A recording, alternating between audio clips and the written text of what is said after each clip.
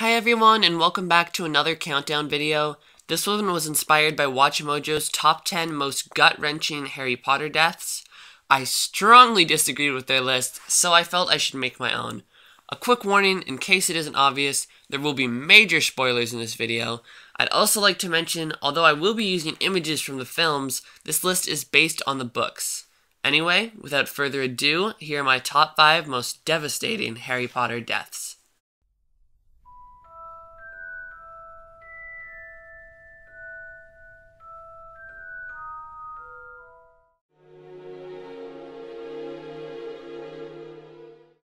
Now, for this one, I sort of cheated. I included two characters because Remus Lupin and Nymphadora Tonks died hand in hand.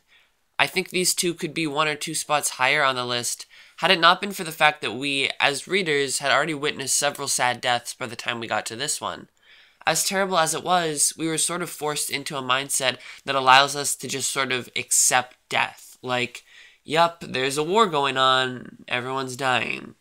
With that being said, Lupin and Tonks were two of the only parental-ish figures that Harry had left, and knowing they were gone, especially after they just had a child, was a really tough pill to swallow.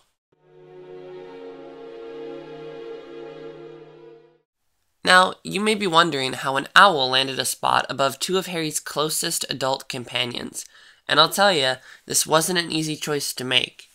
The thing is, Hedwig's death was so unexpected, at least to me, and it was like the first shot, signifying the beginning of the war.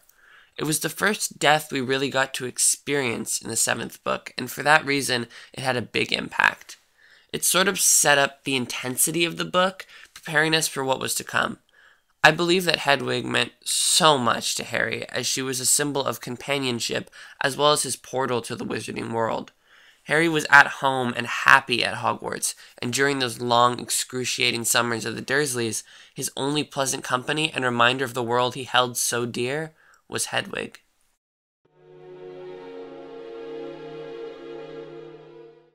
Oh man, this one was sad. Sirius Black was one of the 4 Marauders, as well as James Potter's best friend up until his death. After James and Lily were murdered, Peter Pettigrew went into hiding, all the while making it appear as though he had been killed by Sirius. For this, Black was sent to Azkaban for 12 years, living with the life-sucking Dementors, until his escape in the 3rd book. During this time, everyone believes that Sirius is a murderer and are horrified by his escape, until eventually Remus Lupin learns what really happened 12 years prior.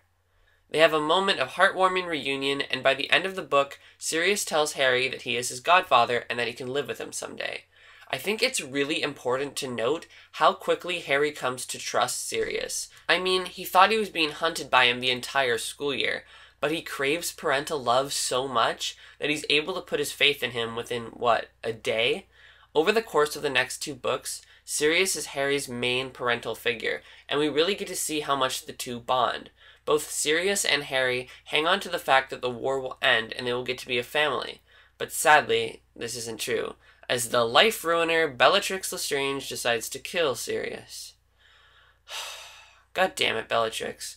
This happens when Sirius attempts to save Harry's life, who was initially in danger because he thought he was saving Sirius's life. It's all very confusing. The point is, it's really sad. Harry was an orphan his entire life. He eventually found someone who felt like a father to him, and within 2 years, he's taken away from him forever.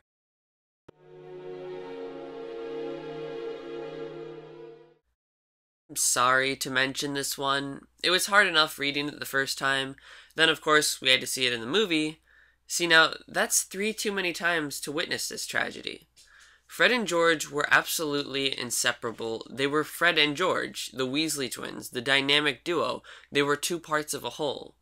I think when you read the Harry Potter series, at some point you start to wonder, will a Weasley die? And then, sure enough, J.K. Rowling hits us with maybe the saddest or second saddest possible death we could get from the family. The whole family gathers around the dead body, and it's just so damn sad.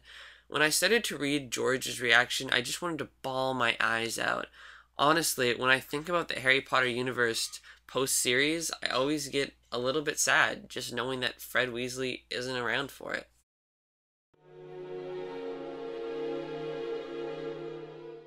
Yup, I chose Dobby.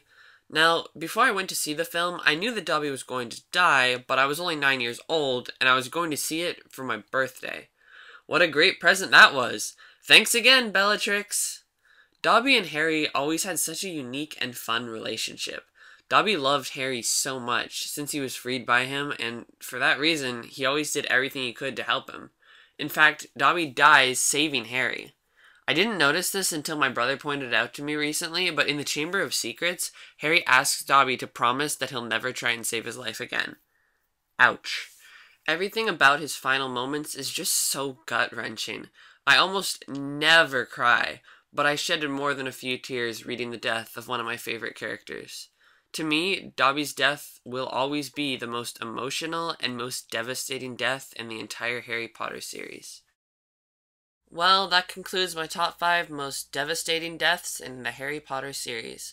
I hope you all enjoyed, and I will see you next time.